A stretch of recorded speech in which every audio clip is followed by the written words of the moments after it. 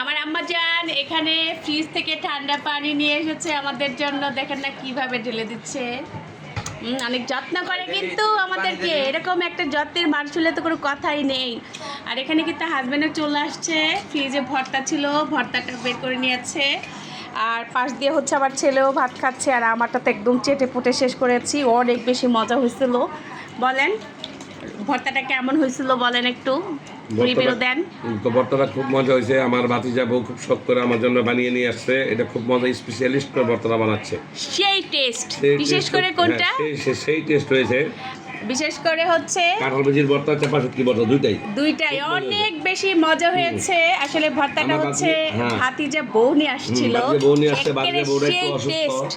বাচ্চা বউটা একটু অসুস্থ, পায়ে একটু অপারেশন হয়েছে। সবার জন্য দোয়া করবেন যেন সুস্থ হয়ে যায়, অত তাড়াতাড়ি ব্যথা খুব ভালো হয়ে যায়। অবশ্যই অবশ্যই সবাই ওর জন্য দোয়া করবেন, ওর পায়ের ব্যথাটা যেন তাড়াতাড়ি ভালো হয়ে যায়।